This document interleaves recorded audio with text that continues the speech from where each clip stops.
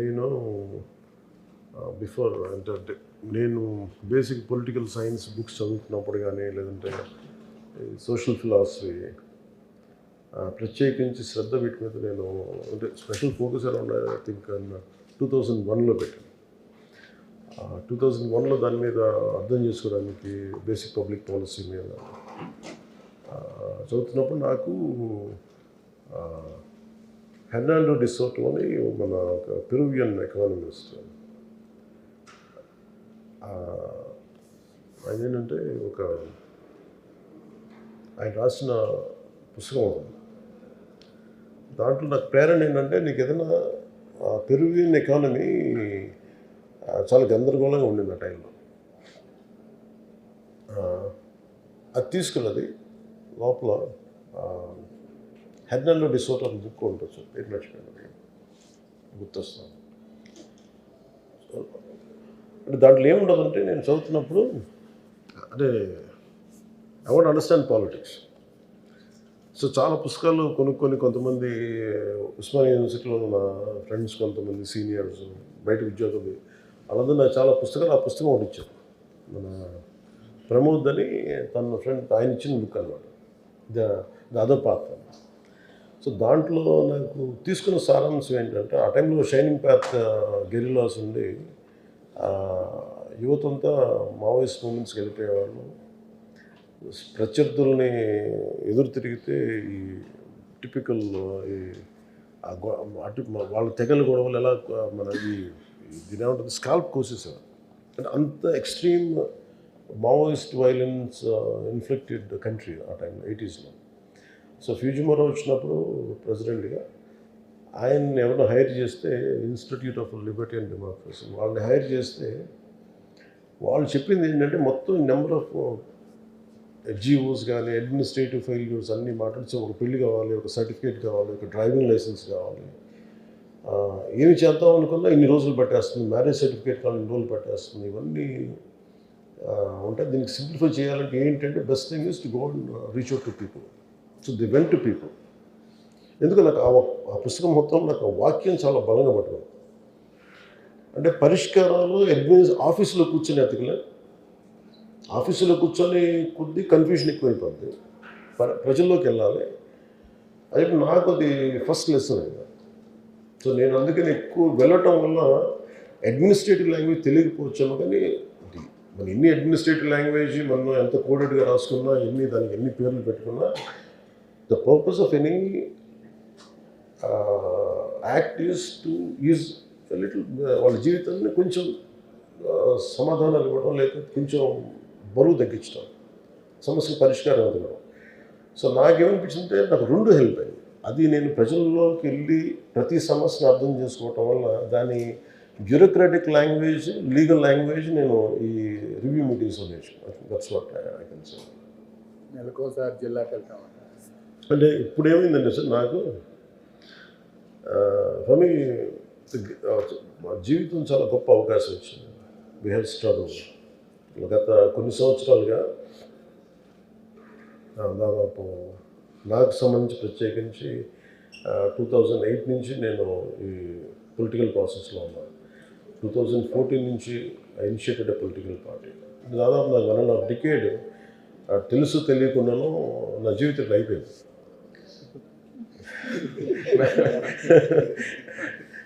నాకే తెలియలేదు. 1.5 డికేడ్ అయిపోయిన తర్వాత ఇట్స్ ఎ విండో. చూడటానికేమో చాలా చిన్న విండోలో అనిపిస్తుంది. నిజంగా ఏదన్నా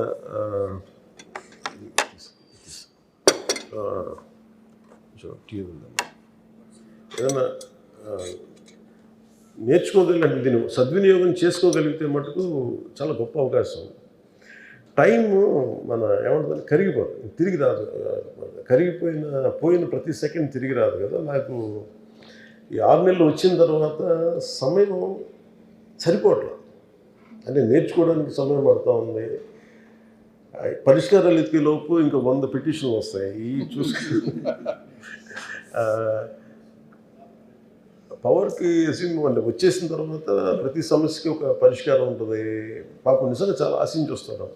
ఎవరు నో మోటివేషన్తో చాలామంది ఉన్నారు పాపం చేయడానికి. అఫీషియల్స్ వీళ్ళందరినీ కోఆర్డినేట్ చేసి నాకు అనిపించింది ఏంటంటే క్యాబినెట్ మీటింగ్స్లో ముఖ్యమంత్రి గారు చెప్పే పరిస్థితులు కానీ ఏం లేదు. We need a good motivated leaders.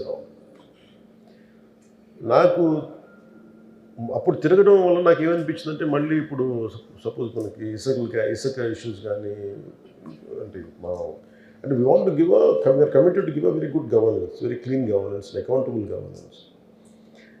So ఎంత ఇక్కడ కూర్చున్నా కానీ, ఆఫీసులో కూర్చున్నా కానీ క్షేత్రస్థాయి పర్యటనలు చేస్తే వచ్చే శక్తి వేరు. సో నాకేమనిపించింది, మన ఎస్పెషల్లీ నేను పంచాయతీ రాజ్ తీసుకున్నప్పుడు 70% మనది అగ్రేరియన్ సొసైటీ కాబట్టి పంచాయతీ మీదే ఎక్కువ ఆధారపడి ఎక్కువ జనం కూడా పంచాయతీల్లోనే ఉంటారు.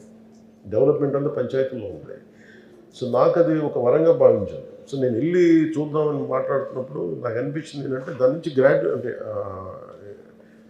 నెక్స్ట్ లెవెల్కి ఏమనిపించిందంటే ఇదే camp office make shift camp office లాగా పెట్టుకోవాలి. I want to visit each and every district. అంటే ఉదాహరణకి మన కడప వెళ్ళాను. మన కడప ఇదివరకు కార్యకర్తల కోసం వెళ్ళేవాళ్ళం, లేదంటే ఏదైనా సమస్య ఉందని వెళ్ళేవాళ్ళం.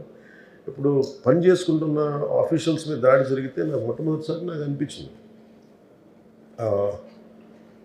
మన ఇంటూరా అదేంటది మన గాలివీడు మన కడప జిల్లా రాయచోటి గాలివీడు మండలంకి వెళ్తే అన్నమయ్య జిల్లాలో గాలివీడు మండలంకి వెళ్తే అంటే జనరల్గా ఏముంటుందంటే పర్సెప్షను అక్కడెక్కడ ఉంటారంటే కన్సర్న్ మినిస్టర్ వాళ్ళు ఇక్కడ దాకా వస్తారు అని స్థానిక నాయకులకి ఒక ఇది ఉండదు, నిర్లక్ష్యం ఉండదు. అది నేను బ్రేక్ చేయడానికి, అది చిన్న ఏ స్థాయి ఉద్యోగం కాదు కానీ అంతకంటే చిన్న క్లాస్ 4 ఉద్యోగం జరిగినా కానీ ఆ స్పందన అలాగే ఉండేదేమో అని అనిపిస్తున్నాను. సో నాకేంటంటే మేము ఉన్న very clear cut message to people. Pro development మీద ఉన్నాం. దీనికి ఎవరు అడ్డం చేసినా కానీ, ఎవరు అడ్డంకులు కలిగించినా will be very strong. That మీరు అందరూ కొన్నిసార్లు రాలేరు. కొన్ని క్షేత్రస్థాయిలో ఒకసారి ఏమైపోద్దంటే దూరంగా ఉండిపోయి ఆ మైక్రో లెవెల్లో ఉన్న సమస్యలు అర్థం కావు. ఒకసారి ఎంతసేపు అధికారులు చెప్పిందో లేదంటే 3rd, 4th పర్సన్ వ్యక్తులు చెప్పింది అర్థం అవుతుంది. కానీ ఒకసారి మనం ప్రత్యేకించి ఉదాహరణకి నేను మొన్న అరకు మన ఏజెన్సీ ప్రాంతాలకు వెళ్తే నేను చెప్పులు వేసుకొని నడుస్తున్నాను. ఆ వర్షంలో కూరుకుపోయి చెప్పులు రావట్లే, బయటికి ఇరుక్కుపోయి మళ్ళీ ఇంకా చెప్పులు వదిలేసి నడుస్తున్నప్పుడు ఒకవైపు సరైనగా లేవు. అంటే మీరు చూడాలంటే మామూలు మనం నడవడానికి ఇబ్బంది పడుతుంది.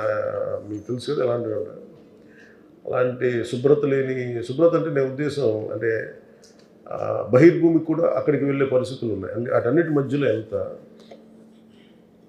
ఈ అనుభవం నాయకుడికి చాలా అవసరం. ఒక లీడ్ చేసే వ్యక్తికి చాలా చాలా అవసరం అనిపించింది. ఇప్పుడు నా దగ్గరికి కూడా some wants to come and say want to be a leader అంటే ఇప్పుడు నాకు ధైర్యం ఎక్కడి నుంచి వస్తుంది? నేను నడిచి చూపిస్తాను ధైర్యం వస్తుంది. అసలు ఈ గో మీరు వెళ్ళి కూడా నాకు రోడ్డు మీద తిరగడం చెప్పాలి. సో నాకు అందుకని ఇవన్నీ ఎస్పెషల్లీ ఏజెన్సీ ప్రాంతాల్లో తిరిగింది, క్యాబినెట్ మీటింగ్లో కూర్చొని కొన్నిసార్లు మన కలెక్టర్స్ మీటింగ్లో కూర్చొని ముఖ్యమంత్రి గారు చెప్పి ఇవన్నీ నాకేమని కల్పించినాయి. నాకేం కనిపించిందంటే నా పేషీతోటి వెళ్ళి ఒక జిల్లాలో కూర్చోవడం చాలా అవసరం అనిపించింది. అంటే ఒకసారి ఏమనిపిస్తుంటే అక్కడ క్షేత్రస్థాయిలో పర్యటన ఎలా అంటే మన ఊరిలో విజయనగరం, మన ఏజెన్సీ ప్రాంతంలో విజయనగరం దగ్గర ఆపారు కొంతమంది యువత. ఆ కన్నా మా రోడ్లో క్వాలిటీ లేదు, స్థానికంగా ఉండే సర్పంచ్లు కానీ వీళ్ళు కానీ సరిగ్గా క్వాలిటీ రోడ్స్ వేయట్లేదు, నువ్వు ఒకసారి వచ్చి చూడు. నేను ప్రతిసారి రోడ్డు మీద ఏదో పని మీద అంత తిరగడం కాకుండా అక్కడ స్టేషన్ అయ్యి అక్కడ ఒక బస్ చేసి ఒక మేక్ షిఫ్ట్ క్యాంప్ ఆఫీస్తో పెట్టుకొని అక్కడ కనుకుంటే ప్రజలకి సమస్యలు మనం అర్థం చేసుకునే విధానం వేరు ఉంటుంది. 2 పరిష్కారం వెతకగలం.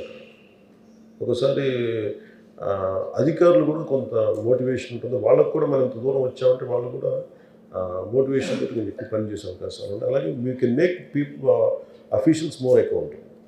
దట్ ఇస్ వన్ రీజన్ వెళ్ళటానికి కారణం.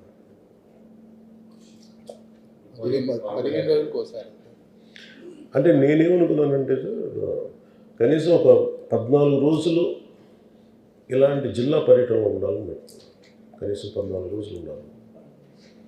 బాగుంది. అది అది ఒక జిల్లాల 2 జిల్లాల ఎలా అనేది కొంచెం అంటే ఏంటంటే నాతో పాటు చాలామంది కదలాలి కదా, సెక్యూరిటీ ఒకటి చూసుకోవాలి. అంటే నా ఒక్కడికి సౌకర్యం కాదు కదా, ఇంతమంది నాతో కూడా ఒక 150-200 మంది ఉంటారు. వాళ్ళందరి బస, తిండి ఏర్పాట్లు, వసతి ఏర్పాట్లు ఇవన్నీ కూడా కొంచెం ఒక జిల్లా ఒక వారం రోజులు. ఇదండి. జిల్లాలో ఎన్ని రోజులు ఉంటారు? ఒక జిల్లా ఒక వారం అట్లా. అంటే నిన్న డిస్కషన్లో మేము అందరూ కూర్చొని మాట్లాడి ఇబ్బంది పెట్టకూడదని ఉన్నాను.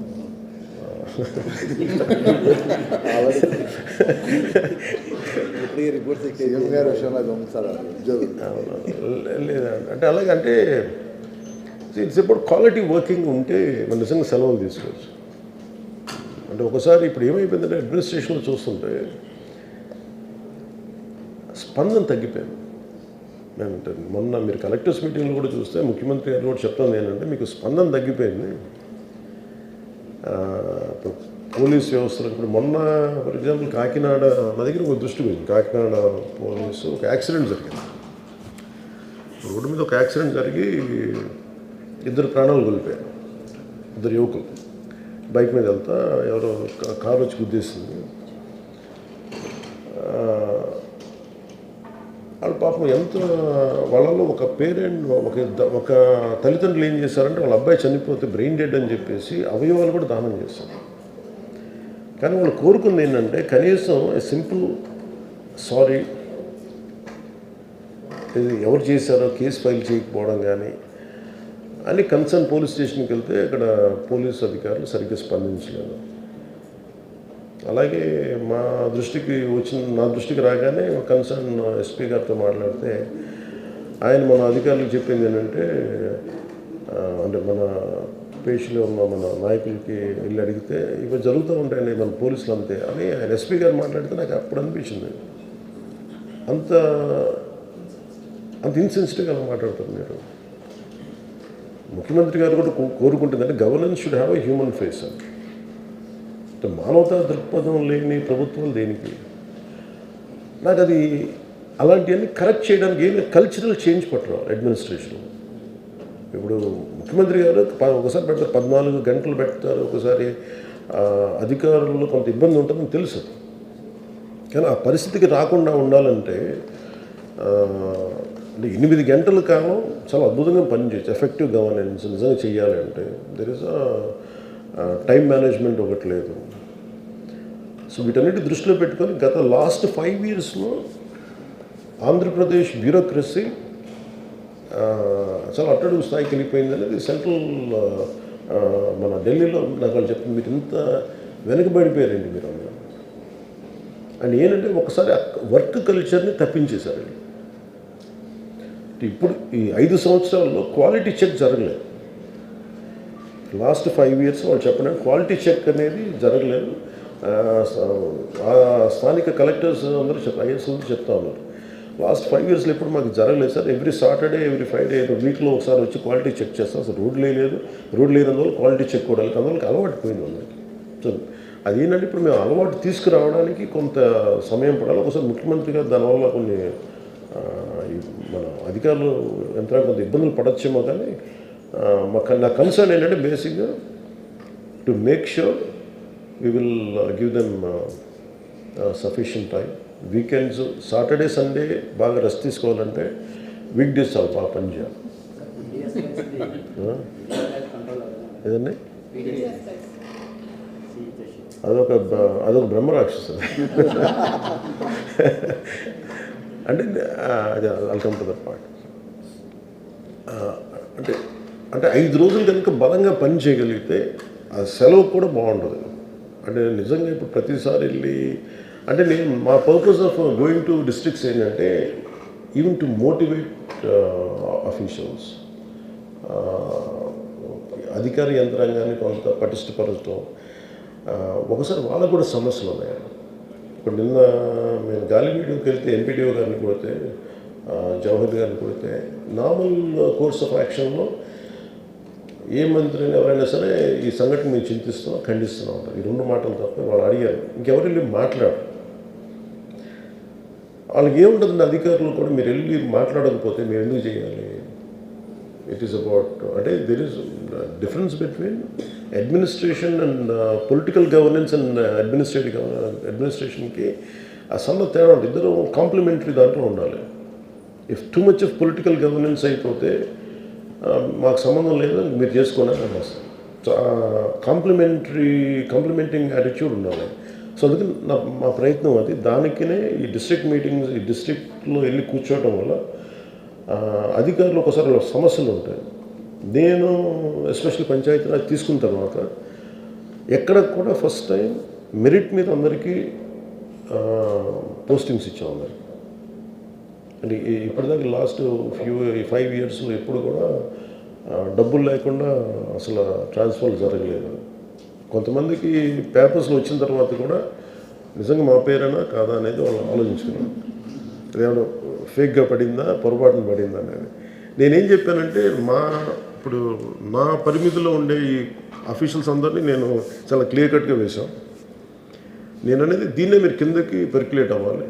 అంటే మేము ఎట్లా అయితే మిమ్మల్ని ఇబ్బంది పెట్టకుండా మెరిట్ మీద ఎలాగైతే మిమ్మల్ని పెంచామో, అంటే మిమ్మల్ని ఈ పొజిషన్స్లో పెట్టామో, అదే స్థాయిలో మీరు మీ కింద స్థాయిలో, మీ జిల్లా స్థాయిలో, మీ డివిజన్ స్థాయిలో మీరు pick up the right people without any bribes లేకుండా చూడాలి అనేది దిస్ ఇస్ వాట్. ఎందుకంటే ఇది బ్రైబ్ ఇవన్నీ part and parcel of culture అయిపోయి దాన్ని ఎలా తీయాలో కూడా తెలియట్లేదు. దాన్ని ఏంటంటే నెగోషియేట్ చేసి తీయాలి. That's what. ఇంకా కౌన్సిల్ ఈ 6 నెలల గవర్నెన్స్ మీద మీరు ఎంత సంతృప్తిగా ఉన్నారు? అంటే ప్రతిపక్షంలో చాలా పోరాటాలు చేసి అధికారంలోకి వచ్చారు. అంటే మీరు సమర్థవంతంగా పనిచేస్తున్నారు, మిగతా వాళ్ళని కొన్ని ఎలిగేషన్స్ ఇలా వస్తున్నాయి. అంటే మీరు ఎంత సంతృప్తిగా ఉన్నారు సార్ ఈ 6 నెలల governance? It is far better than YCP governance. First of all అంటే మనం ఒక వ్యవస్థని చిందరవందర చేశాం.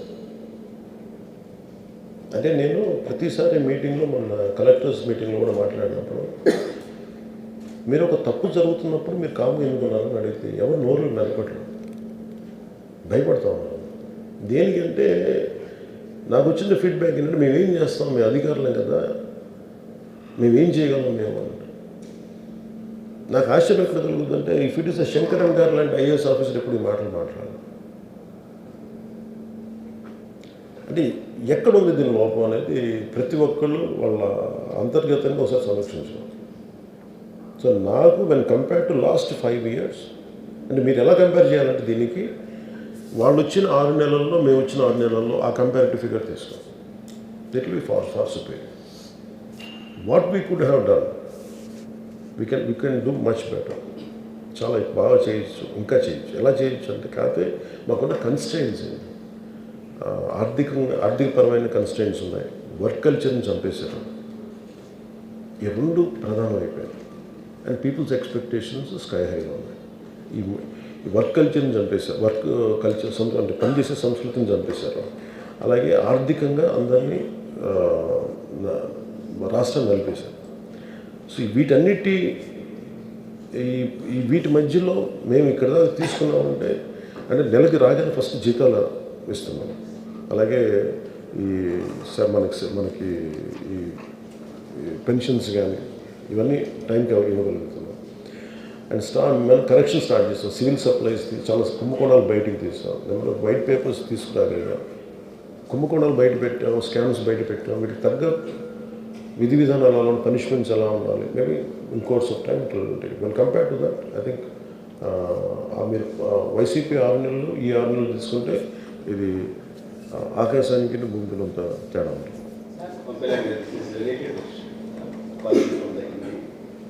I have 2 questions. One is, in the past 6 months and all, breathing time, you have done so many things, you have taken up a new path, and you are taken very seriously by officials, leaders within the party and outside the party also. There are very few leaders who are taken seriously, and it has shown impact. We could see that. And what's your plan for the coming year, for the new year? What do you want to do broadly? What's your plan? What do you want to take up? My commitment to people, right from the reason why I entered into politics is to serve, to be the voice of the voiceless. That was my intention and that is my intention and that will be my intention all through my life. The first time, I think, after 1.5 decade of struggle or whatever I had gone through, I had something, I'm in a position to do something. And I want to be very clear and meticulous about it.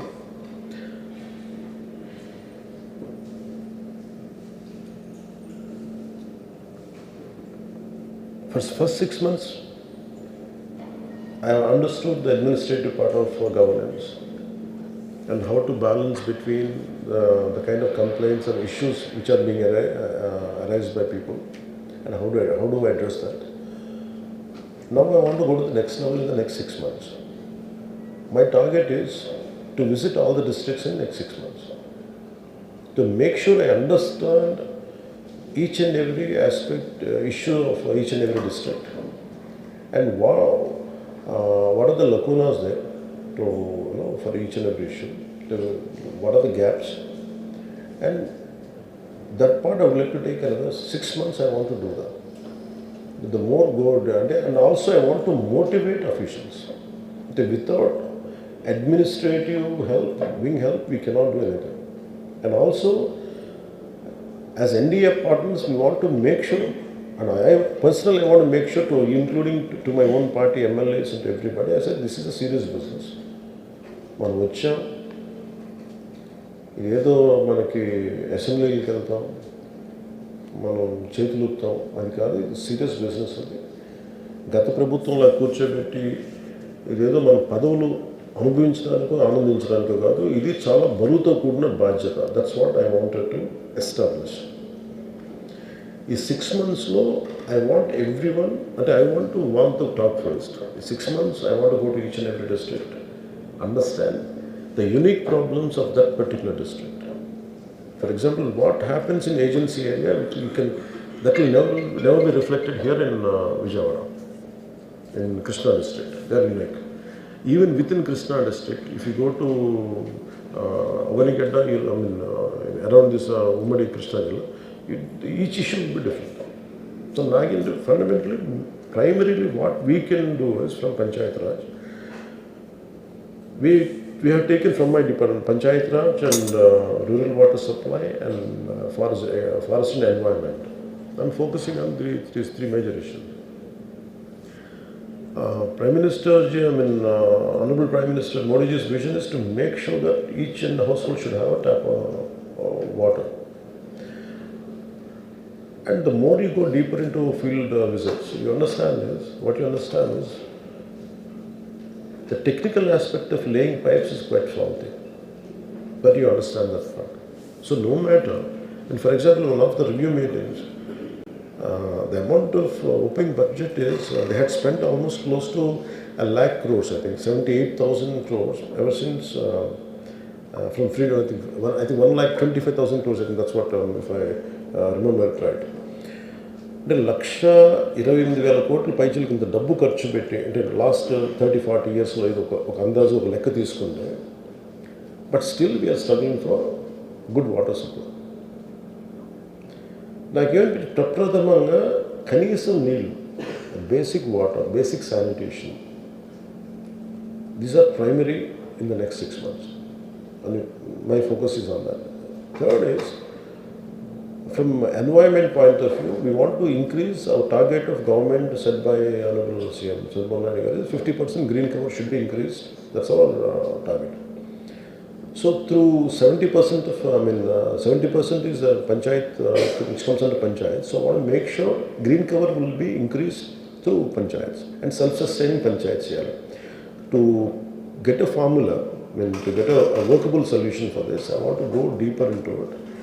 To understand each and every panchayat. We want to have a unique a target for each and every panchayat. That is na panchayati, what it can contribute to the state and how the state can contribute to the nation's growth. The perspective been working. We are making plans. For that, I want to first few months, I would like to understand each and every district's unique issues. My second question, which is more relevant to you. You talked about movie industry, and there were also several attempts made earlier also to bring in some kind of industry atmosphere here to shoot and to have more movie-related infrastructure for shoots, etc. So how do you look at the coming year? What can be done in the movie industry to encourage whatever is happening now? Now the industry has a lot of issues and they're talking about it. Is there anything, any vision that you can talk about? Any Yeah. advice you can give to the concerned industry as a movie person?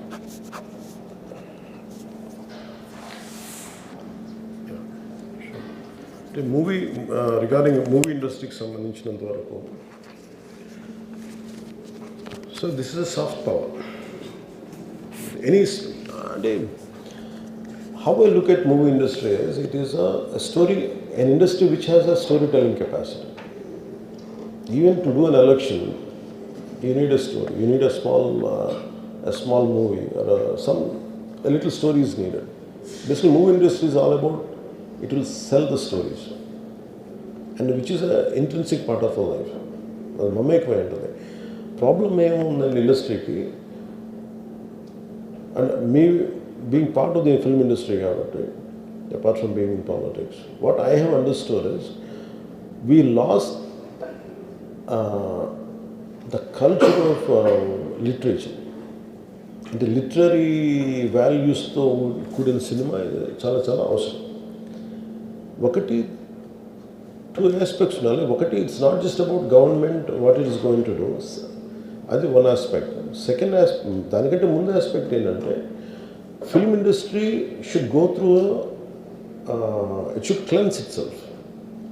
అంటే what our base values and what are the stories we are taking it into public, and వాళ్ళ working విధానం ఒకటి మార్చుకోవాలి. Because they అవన్నీ ఎలా ఉండే independent యూనిట్స్లా ఉన్నాయి. It does not behave like one common industry.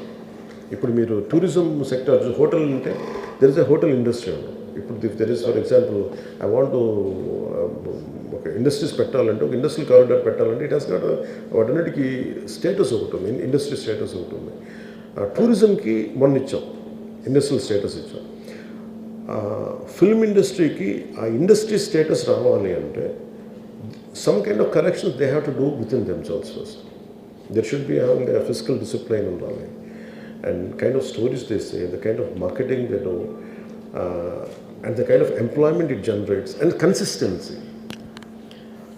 అలాగే ఫిల్మ్ ఇండస్ట్రీని రిప్రజెంట్ చేసే వాళ్ళు కూడా someone who does it. Just because I did one film around 20 years back, that doesn't give me a voice. I don't understand the nuances, subtleties and difficult aspects of contemporary a person who is making the film right now.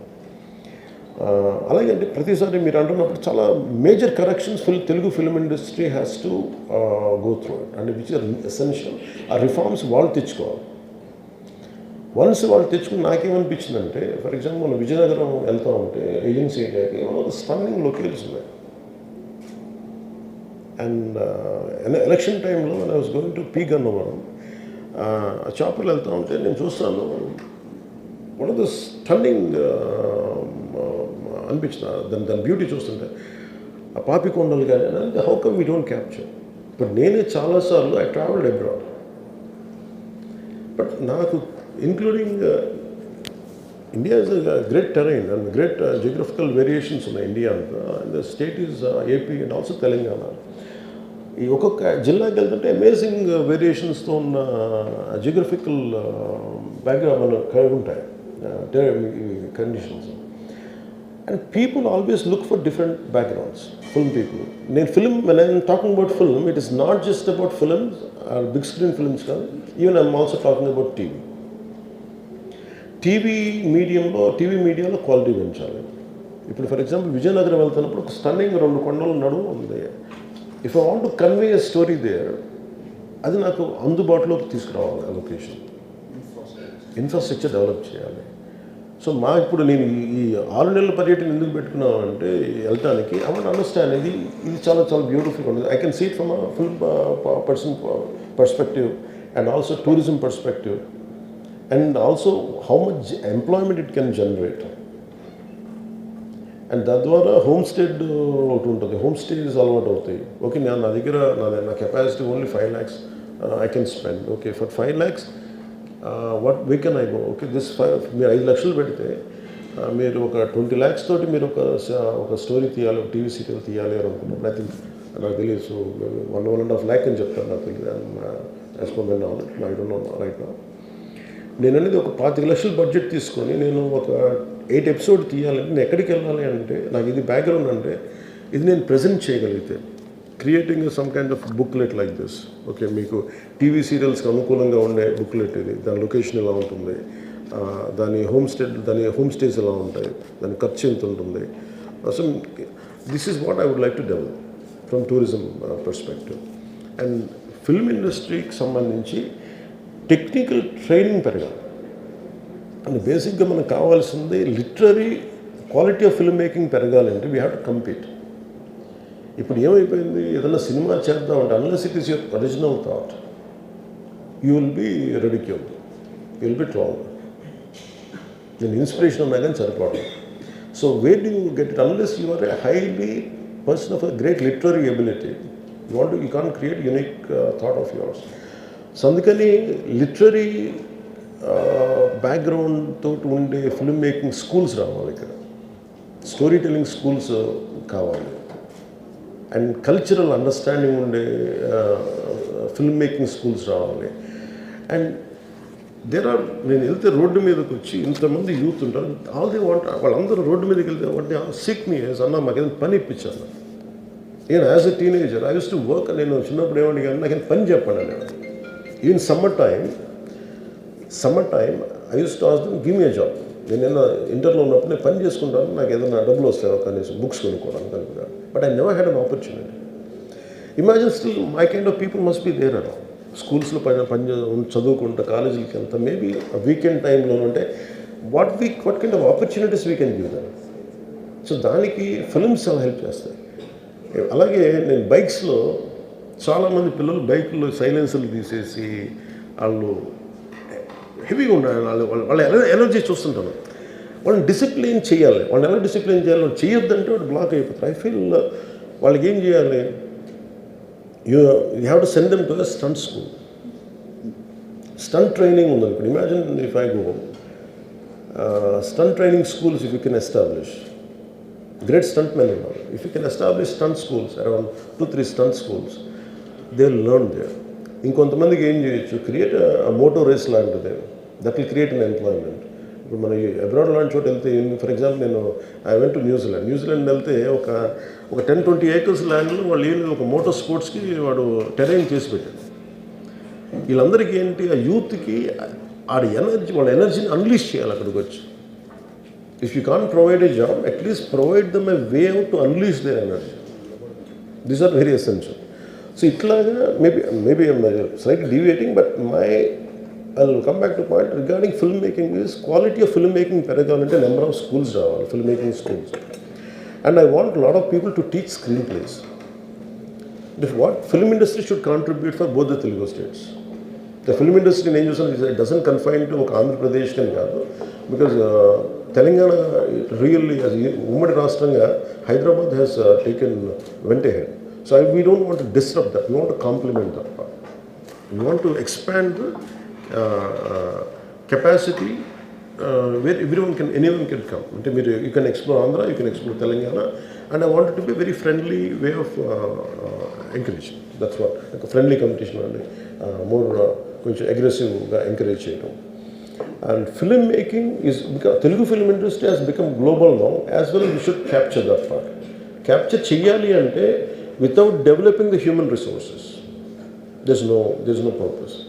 అసలు మన Telugu film ఇండస్ట్రీకి ఎంతమంది literary figures మీద అవగాహన ఉన్నారు? How many people do know about Gurram Jashuva గారు? How many know about Vishwanath Satyanarayana గారు?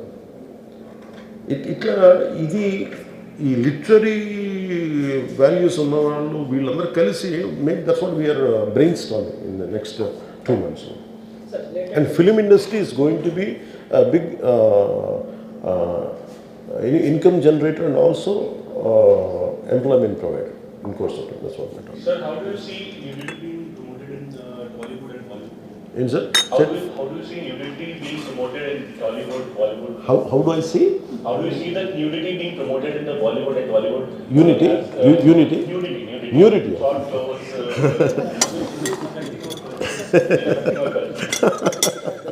OTT platform. OTT platform. Okay. You have no control over it. No. Eventually, everything will be controlled. I think self-regulation is very essential.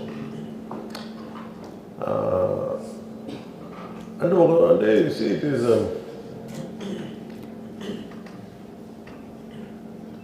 too much of ugliness has opened up. That's what I can say. And ఇదివరకు